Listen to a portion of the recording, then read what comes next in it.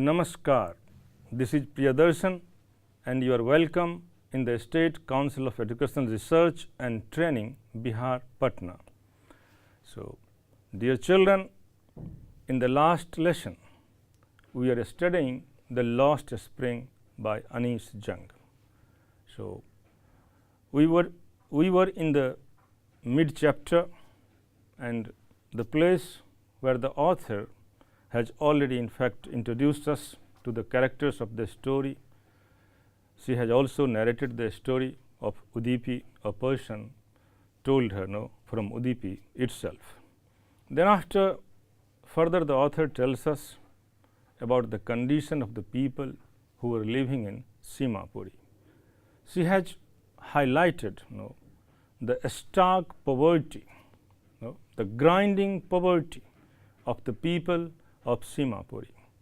The author also meets with the women of Simapuri who are in tattered saris, and somehow they got ration cards. With the help of ration cards, they are able to manage the 2 square meals. They get the food grants. Though despite of living for 30 years there in Simapuri, these people, they are almost, as the author has said, they are almost 10,000 in number. So, despite of living for the last 30 years, these people don't have an identity. When the narrator of the story, who is the author also, and her name is Anees Jung. So, when the author asks to these women regarding some identity, so these women in a very plain way, they explain that see, the place where we are born, it might be our country, and the name of the country, children, you all know, they have come from Bangladesh. But these women, they say that in their own country, they were not able to manage food. So, food being the basic necessity of life, without food, who can survive? So, these women say that though here we don't have identity, but who cares for the identity? At least we are able to manage food which we were not able to manage in our own motherland, and that is Bangladesh. Let us see next what the author says. So, wherever they find food, जहाँ कहीं भी उनको भोजन मिल जाता है, they pitch their tents that become transit homes. See this word, transit homes.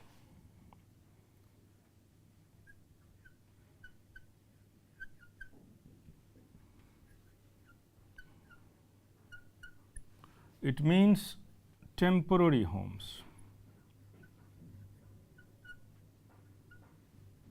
या temporary shelter, children. अस्थाई घर, हिंदी में कहें तो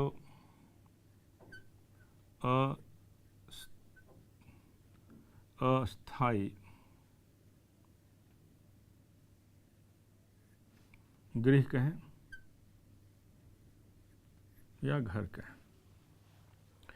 So these people are saying that wherever we find food, जहाँ कहीं भी खाना मिलता है, हम वहाँ अपना अस्थाई घर तैयार कर लेते हैं.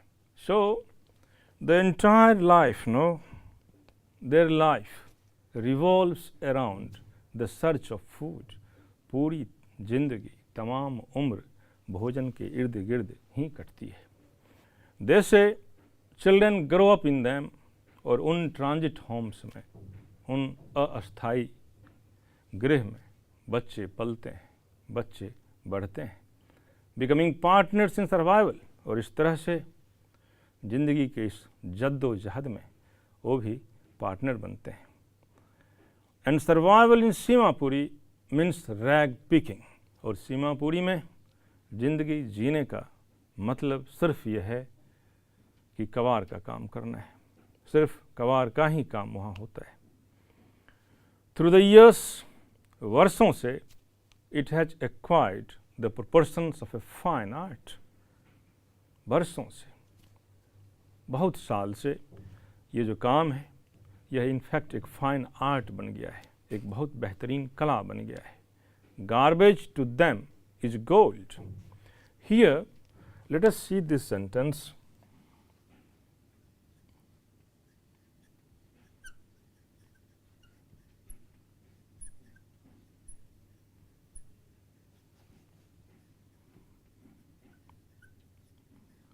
The author writes, garbage to them is gold.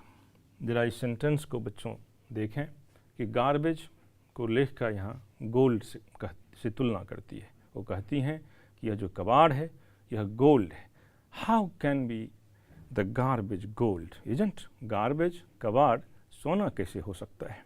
Gold is a precious metal, isn't it? सोना एक बहुमूल्य मेटल है और गार्बेज तो कूड़ा करकट है, जो त्यक्त सामान है, जो जिस सामान की हमें ज़रूरत नहीं होती है, जो ख़राब हो जाते हैं, टूट फूट जाते हैं, हम उसे घर से बाहर फेंक देते हैं और वह गार्बेज बनता है. लेकिन the author says garbage to them is gold. Garbage उनके लिए सोना है. Let us try to understand this. Why does the author say that garbage to them is gold? Because very often children they will ask you in the exam also questions based upon this sentence, that how garbage to them is gold. In fact, gold, as I said you, it's a precious metal. सोना एक बहुमूल्य धातु है और garbage तो आप समझते ही. लेकिन यह गार्बेज गोल्ड से कुछ कम नहीं है. अब यहाँ उनको यह बात उनके लिए की जा रही है जो रैग पिकर्स हैं, क्योंकि रैग पिकर्स की ज़िंदगी, जो गार्बेज कलेक्ट करते हैं, जो कबाड़ का काम करते हैं, उनकी ज़िंदगी इसी कबाड़ से चलती है, इसी कबाड़ पर निर्भर करती है. Their chief source of livelihood is this rag, is this garbage. No, तो उनकी ज़िंदगी की गाड़ी ही इसी गार्बेज से चलती है. दे मैनेज और they buy their food, they buy their medicines, they buy their clothes. So they are totally dependent on this garbage. Therefore, the author says garbage to them is gold. इसलिए लेखिका कहती हैं कि कबाड़ उनके लिए सोना से कम नहीं है. Let us see next what does the author write. It is their daily bread. Further the author explains, it is their daily bread. यह उनके लिए रोज की रोटी है. A roof over their heads. उनके सर के ऊपर छत है, साया है ये garbage. Even if it is a leaking roof, यह माना जा सकता है कि हो सकता हो उस रूफ में लीक हो. Again a leaking roof. No, अब यहाँ देखें, क्योंकि गार्बेज चुनकर, गार्बेज इकट्ठा करके लोग खुशी की ज़िंदगी, आराम की ज़िंदगी तो व्यतीत नहीं कर सकते हैं. तो उसके लिए ऑथर ने जिस फ्रेज का इस्तेमाल किया है वह लीकिंग रूफ है. Even if it is a leaking roof, but for a child it is even more. लेकिन बच्चों के लिए, एक बच्चा के लिए यह उससे भी कहीं कुछ अधिक है. वह क्या है? यहाँ देखें. I sometimes find a rupee even a 10 rupee note. यहाँ साहेब बोलता है. उस लड़के का नाम साहेब है, आप उससे बखूबी परिचित हैं. तो I sometimes find a rupee even a 10 rupee note. वह साहेब कहता है मुझे तो कभी कभी 1 रुपया भी मिलता है इस कबाड़ से, और कभी कभी तो मैं 10 रुपये का नोट भी पा लेता हूँ. His eyes lighting up. खुश होकर वह बच्चा ये बात कहता है. When you can find a silver coin in a heap of garbage. जब चांदी के सिक्के अगर आपको इन गार्बेज की ढेर पर, इन कूड़े की ढेर पर मिले. हीप का मतलब ढेर होता है. So you don't stop scrounging for there is hope of finding more. तो अगर आप कूड़े की ढेर में चांदी के सिक्के कभी कभार पाते हैं तो भला इसको वीनने से, इसको इसमें ढूंढने से कौन रुक सकता है? You don't stop scrounging. लोग उसको ढूंढते रहेंगे, उसको बीनते रहेंगे. For there is hope of finding more. इस उम्मीद में, इस आस में कि कुछ और मिलेगा. It seems that for children garbage has a meaning different from what it means to their parents. ऐसा प्रतीत होता है, ऐसा मालूम होता है। लेखिका कहती हैं कि उन बच्चों के लिए गार्बेज, इस कूड़े, गार्बेज का मीनिंग बिल्कुल अलग है उन बच्चों के लिए जो मीनिंग उनके पेरेंट्स के। तो कहने का यह मतलब है कि पेरेंट्स के लिए गार्बेज का जो अर्थ है, बच्चों के लिए गार्बेज का अर्थ बिल्कुल अलग है। So this is what the author is trying. So it seems that for children garbage has a meaning different from what it means to their parents. For the children it is wrapped in wonder. For children it is wrapped in wonder. For the elders it is a means of survival. No? So what does the author writes? For children it is wrapped. It is wrapped in wonder. For elders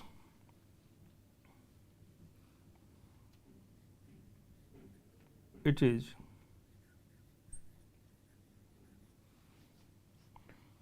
means of survival.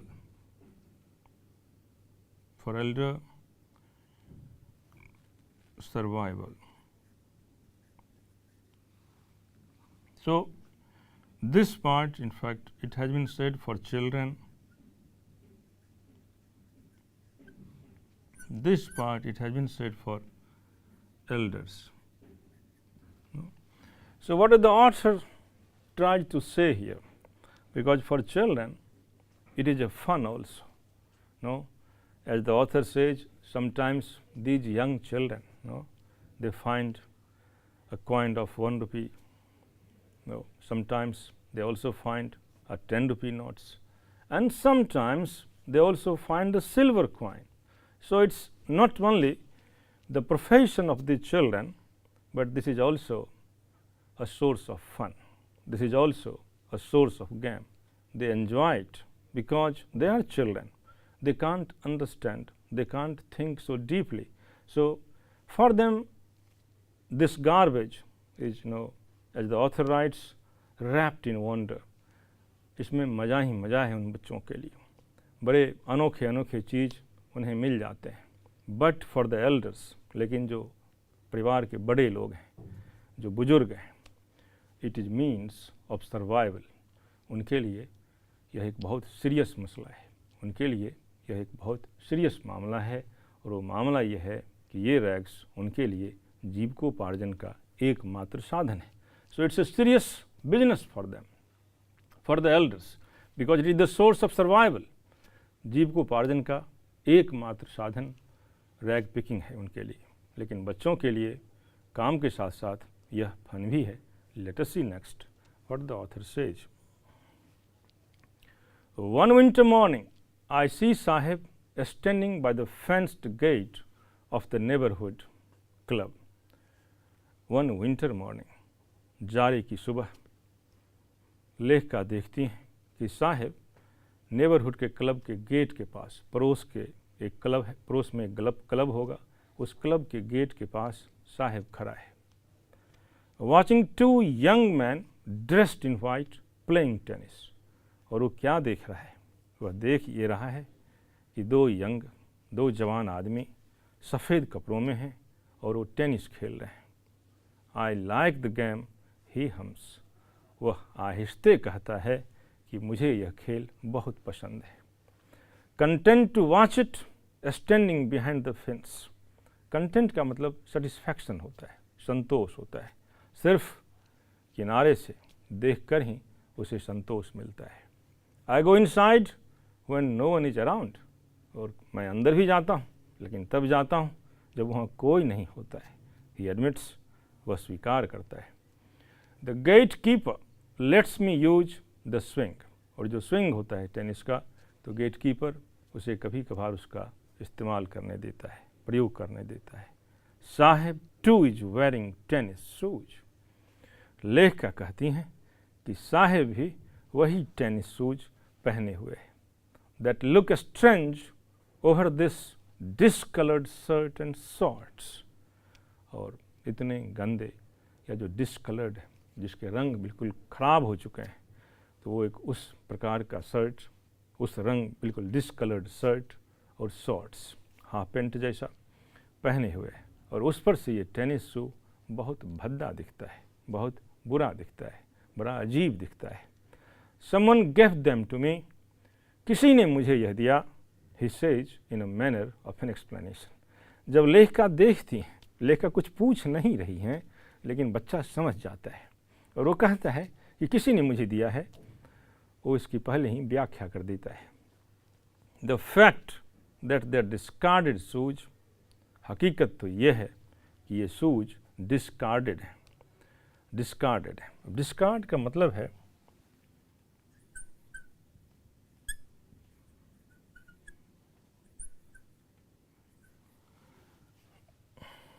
Discarded, no, जिसको आप त्यक्त कहें, abundant कहें, क्योंकि जो अमीर लोगों के बच्चे होते हैं तो जिन जूतों को पहनकर जब उनको ये लगता है कि ये अब घिस चुका है, यह अब ख़राब हो चुका है, तो वह उसे फेंक देते हैं। So this is how the author tells now, let us see the next line of this paragraph. So, as Sahib is saying to the author, the fact that they are discarded shoes of some rich boy, हकीकत यह है कि अमीर के बच्चों के, अमीर के शहजादों की ये जूते हैं, जब उनको लगा होगा कि यह इसे अब छोड़ देना चाहिए, तो वही जूते साहिब पहने हुए हैं। Who perhaps refused to wear them because of a hole in one of them, और खासकर उस जूते की बात लेखा कर रही है जो साहिब पहने हुए हैं। उनमें से जो जूता वह पहने हुए है, एक जूते में एक सुराग हो चुका है, एक छेद हो चुका है। डजंट बॉदर देम, लेकिन यह सुराग या इस सुराग की परवाह भला साहिब क्यों करे, सिर्फ पैर में जूते होने चाहिए। For one who has walked barefoot, वह एक आदमी, एक बच्चा जो नंगे पांव चलता था। Even shoes with a hole is a dream come true, तो उनके लिए अगर छेद वाला ही जूता हो तो क्या फ़र्क पड़ता है, उनके सपने तो पूरे हो गए। But the game he is watching so intently, जिस एकाग्रता से जिस खेल को वह देख रहा है, is out of his reach, लेकिन वह तो उसके पहुंच से बहुत बाहर है। So children, this is how the author is explaining no different aspects of life, activities, and which are completely under the cloud of poverty. So the abysmal, impoverished life of the children, how difficult it is for them to survive, the meaning of garbage, different meaning of garbage for children and for the elders. So these are the things which the author has explained beautifully in this paragraph. Let us see the next paragraph, what does the author has to share with us. This morning Sahib is on his way to the milk booth. अब एक नई बात शुरू होती है कहानी में। पहले तो रैग पिकर था, लेकिन आज सुबह लेखिका कुछ और देखती है। वह क्या देखती है? Saheb is on his way to the milk booth, Saheb milk booth की तरफ जा रहा है। मिल्क पार्लर जिसको आप कहते हैं, जहाँ दूध बिकता है, वह दूध या मिल्क पार्लर की तरफ बढ़ रहा है।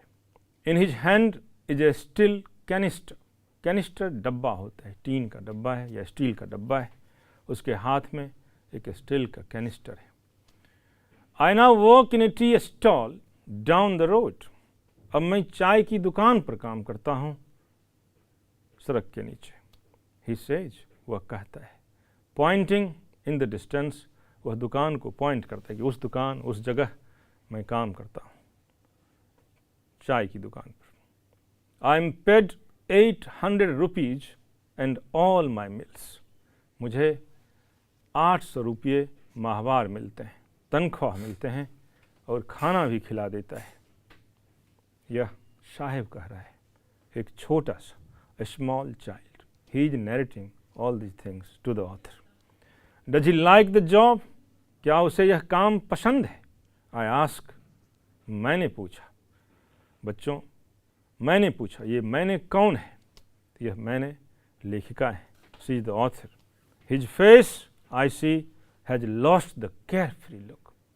वह जो स्वच्छंदता उसके चेहरे पर थी पहले, वह अब गायब हो चुकी है। अब वह उतना स्वच्छंद, उतना हंसमुख नहीं देखता है। This is the observation of the author of Sahib. Sahib को जब ऑथर ऑब्जर्व करती है तो वह यह बताता है, और उसके चेहरे से लेखिका यह ऑब्जर्व करती है कि वो हंसी, वो खुशी, वो रौनक, वो आज़ादी, वो स्वच्छंदता अब गायब हो चुका है। The steel canister seems heavier than the plastic bag he would carry so lightly over his shoulder. Over his shoulder. The still canister. अब यहाँ देखें, ये भी आयरनी है। The still canister seems heavier. Steel का वह कैनिस्टर, स्टील का वह डब्बा, स्टील आमतौर पर भारी तो होता ही होता है, और स्वाभाविक है कि प्लास्टिक बैग जिसमें वह कबाड़ चुनता था, रैक पिकिंग का काम करता था, तो उसके कंधे पर प्लास्टिक का बैग होता था। तो यह स्वाभाविक है कि स्टील का वह डब्बा उस प्लास्टिक बैग से ज़रूर अधिक भारी होंगे।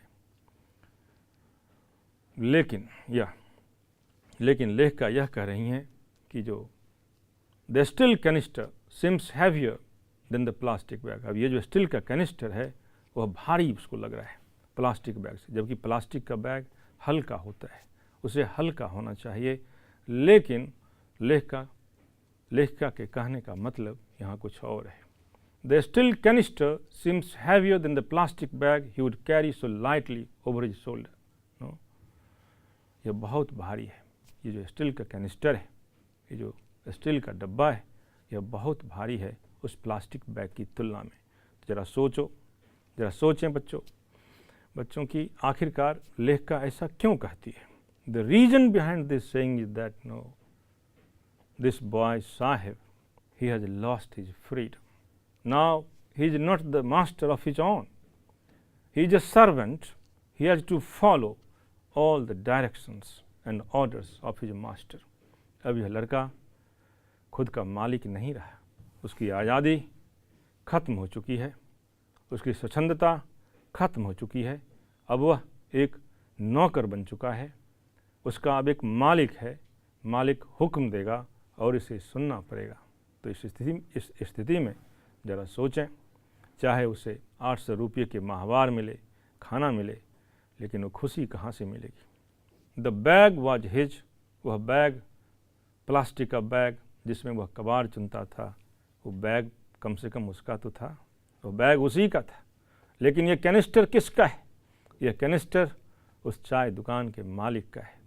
The canister belongs to the man who owns the tea shop. जो चाय दुकान का मालिक है उसका यह कैनिस्टर है। यह कैनिस्टर साहिब का नहीं है। Saheb is no longer his own master. Saheb अब अपना मालिक नहीं रहा। So dear children, here the author no in a very clear cut way, in a very crystal clear way, what she is trying to say, that no, there is a big difference. There is a difference no, in being the master of own and working under an owner. Here what we find, Sahib, who has been a rag picker, now he has changed the profession. Now he is working at a tea stall, and the author vividly explains it. Now he is not his own master. He has lost his freedom. He has lost the charm. He has lost the smile. No? And he is very unhappy. Despite of getting 800 as the salary, he is also getting meals, but he is not happy. This is how the author, in fact, culminates this paragraph. So this is how the author has explained the condition, the miserable, pathetic condition of Sahib. Think, children, the poor people, or poverty it doesn't have any religion.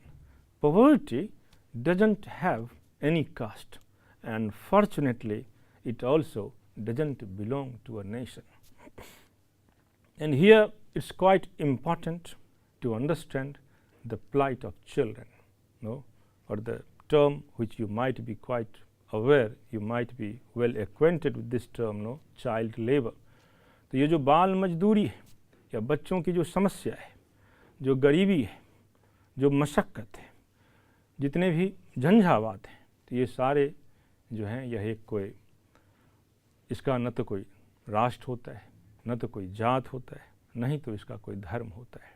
यह एक universal phenomena बन चुका है। इस मतलब यह एक वैश्विक समस्या है, खासकर चाइल्ड लेबर की। So the author has explained no this aspect of poverty in a very clear cut way, very vividly, and in fact what is the condition of Sahib? So this is the condition of most of the children like him who are living in that part of the world which is known as Simapuri. So children, I hope you must have enjoyed the lesson, you must have understood what did the author want to say. So after all, child labor is a curse and we should try to finish it. And we shall again study in the next lesson some new topic. Till then, goodbye, take care, namaskar.